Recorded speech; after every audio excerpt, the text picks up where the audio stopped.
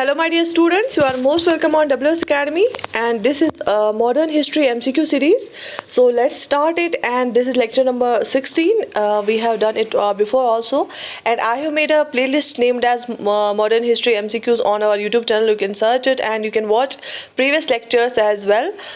So take part actively in this series, in this session, so that you can check your knowledge and you can calculate that how much you are doing right. So let's start and this is question number 1 for today's session, and it is, what was the basis of transfer of power to India on 15th August? तो किस basis पे British ने अपना जो power है वो transfer किया है इंडिया को ऑन 15 अगस्त ही क्यों किया था? क्या इस डेट की कोई खसूसियत थी? So you can read the options. On this day the Indian National Congress had demanded Purna Swaraj. Option 2, on this day Mahatma Gandhi started quit India movement. Option 3, anniversary of formation of interim government. Option 4, anniversary of the surrender of Japanese army before the Admiral Mountbatten. Choose the correct option. क्यों 15 अगस्त ही इन्होंने चुना? And the right answer is option number 4. Anniversary of the surrender of Japanese army before Admiral Mountbatten is the right answer. That is why उसने choose किया कि 15 अगस्त को ही हम transfer of power करेंगे. And another question, the Simon Commission which came to India in February 1928 was boycotted because इसको क्यों boycott किया गया था Simon Commission को? Here are the options. All its members were Englishmen. At that time a large number of nationalist leaders were in prison. The chairman Sir John Simon was very unpopular. The Montego Channels for reform had failed. Choose the correct option, and the right option is option number 1. All its members were Englishmen. That's why it was boycotted all over the country. So option number 1 is the correct option. What is Gandhi's definition of Ram Rajya? Ram राज्य की definition क्या थी गांधी जी की? So options are the rule as it was during the time of Rama. Option 2, sovereignty of the people based on the pure moral authority, the greatest good of all, the absolute power concentrated in the hands of a king. तो गांधी जी का जो concept है ना राम राज्य का, basically उसका मतलब क्या है, क्यों उसने बोला था ऐसा कॉन्सेप्ट? उसका मतलब ये मतलब था बनाने का क्या, the greatest good for all, सबके लिए अच्छा ही सोचना है, greatest good for all.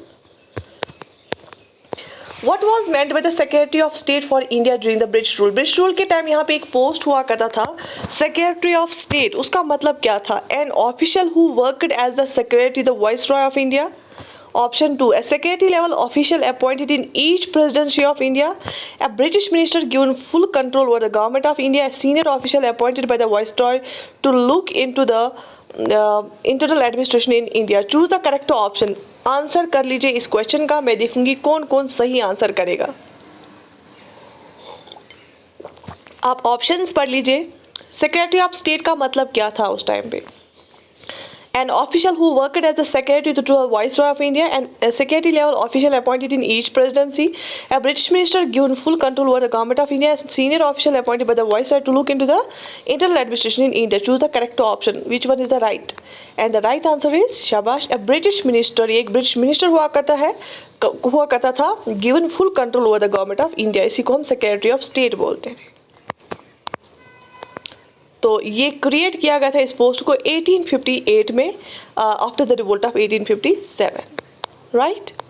Another question, why was the Simon commission बायकॉटेड by the Indians? ये रिपीट हो रहा है. ऑब्वियसली मैंने आपको बहुत बार बोला इसमें कोई इंडियन मेंबर नहीं था, इसलिए इसमें डिफरेंट पैटर्न ऑफ ऑप्शंस अब डिफरेंट जगहों पे दिए गए हैं. तो यही बेसिकली असल वजह थी, इसमें कोई इंडियन मेंबर नहीं था.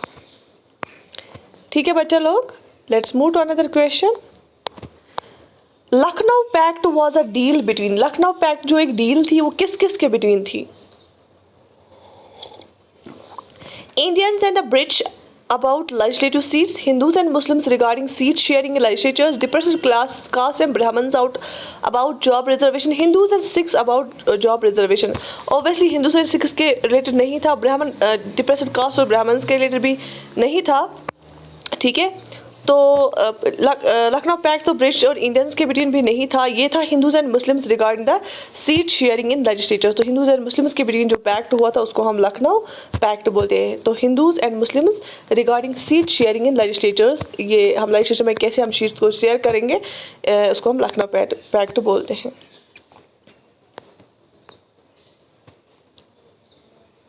ये लखनऊ सेशन में हुआ था, इसलिए 1916 में।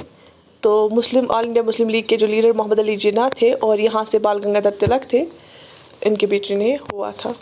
1916 में लखनऊ पैक्ट हो गया। In which of the following systems of land settlement adopted by the English did provide more protection to the interest of farmers. Farmers के लिए बेहतर कौन सा सिस्टम था, लैंड जो है सेटलमेंट कौन सा था? Permanent settlement of Bengal, Ryotwari settlement of Madras, zamindari settlement of central states, मालगोरी land revenue settlement of United States. तो कौन सा वाला सेट जो जमींदारी सिस्टम यहाँ पे था, इनमें से कौन सा ऐसा सिस्टम था जो फार्मर्स के लिए अच्छा था? Choose the correct option, and the right option is very good. The right option is Ryotwari settlement of Madras. Ryotwari का मतलब ही होता है पीजेंट, जो डायरेक्टली पीजेंट से लिया जाता था। तो इसमें मिडल मैन ज़्यादा नहीं हुआ करते थे, इसको डायरेक्टली जो है पीजेंट से लिया जाता था जो है रेवेन्यू। और रोतवारी सेटलमेंट में कहाँ पे था यूजुअली, वो था लद्दाख में। Sorry, it was in Maharashtra. Ladakh क्यों आ गया ज़ुबान पे, sorry, it was in Madras. Madras में रोतवारी सेटलमेंट होता था। इसको इम्प्लीमेंट किया गया था मद्रास में सबसे पहले, ठीक है। Which one of the following libraries has the largest collection of manuscripts of historical value? किस वाली लाइब्रेरी में सबसे ज़्यादा कलेक्शन है manuscripts की, जो हमारी जिसमें हमारी हिस्ट्री बहुत ज़्यादा लिखी है, हमारी जो रूट्स के बारे में लिखा है? खुदा बख्श oriental public library, Thanjavur Maharaja Serfoji Saraswati Mahal library, Asiatic society library, Rampur Raza library. Choose the correct option. Obviously ये सबको पता नहीं होगा, इसका आंसर है खुदा बख्श ओरिएंटल पब्लिक लाइब्रेरी। ये ओपन किया गया था अक्टूबर 1891 में बाय खान बहादुर खुदा बख्श, और इसमें 4000 मैन्युस्क्रिप्ट्स रखे गए थे, ठीक है।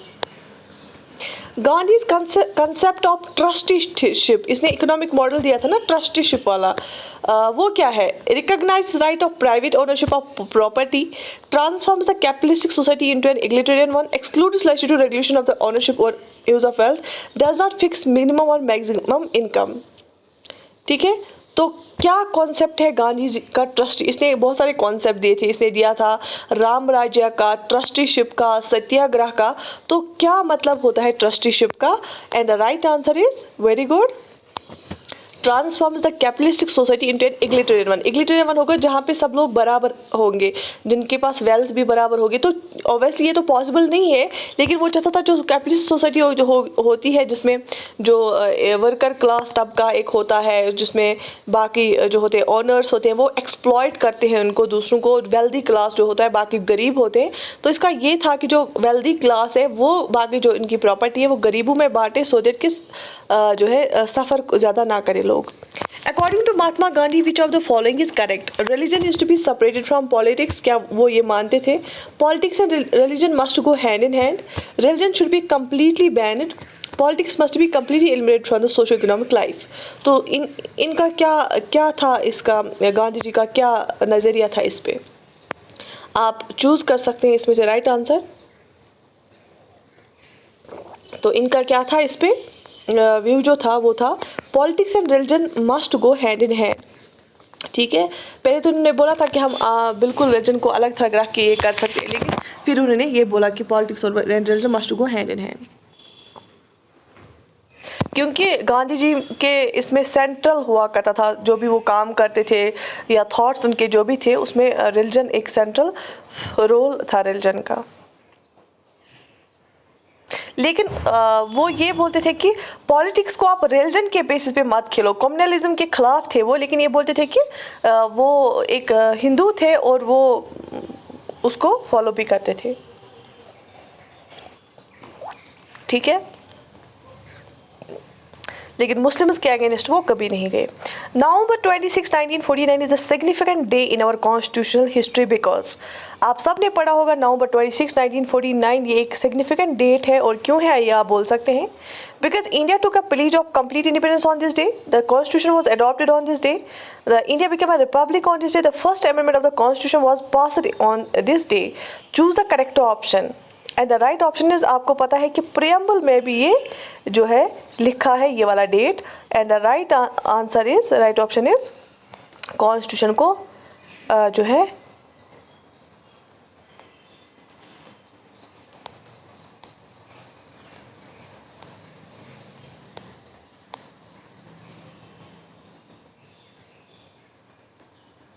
कॉन्स्टिट्यूशन को अडॉप्ट किया गया था इस दिन पे। The constitution was adopted on this day. ठीक है।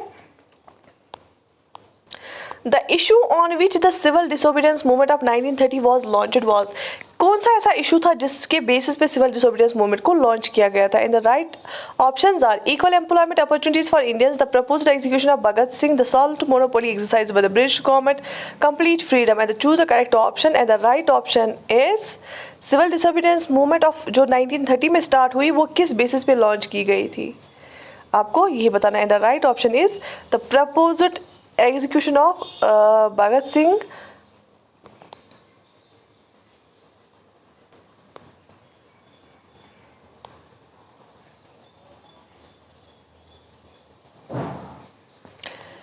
लेकिन आई थिंक ये आई विल चेक इट, ये है बेसिकली उनका भी इशू चल रहा था, लेकिन जब लॉर्ड इरविन और गांधी पैक्ट हुआ, इरविन ने जो भगत सिंह की जो एग्जीक्यूशन है उसकी बात नहीं मानी गांधी जी की, बाकी उनने सब कुछ माना कि आप सॉल्ट भी खुद प्रिपेयर कर सकते हो, हर एक चीज़। लेकिन जो भगत सिंह वाला केस है वो वैसा का वैसा रहा, फिर अल्टीमेटली उनको हैंग किया गया था। ठीक है, तो I will check it and बाकी हम कल करेंगे। I wish you all the best and yes do give me review कि आपको जो है वर्ल्ड हिस्ट्री तो आपके इसमें नहीं है, और मुझे आप बता सकते हैं कि आपको जो है कितना फ़ायदा होता है इससे। और इसके बाद हम करेंगे काम, अब मेडिवल और एंशिएंट हिस्ट्री और आर्ट एंड कल्चर के भी MCQs करेंगे। और मैंने स्टार्ट किया कंप्यूटर के MCQs, वो आपको रोज़ शाम को 6 बजे मिलेंगे, और पॉलिटी MCQs आपको सुबह 10 बजे मिलेंगे, तो वो आप अटेंड कर सकते हैं उस टाइम पे। बाकी I wish you all the best, take very good care of yourself. अल्लाह हाफ़िज़।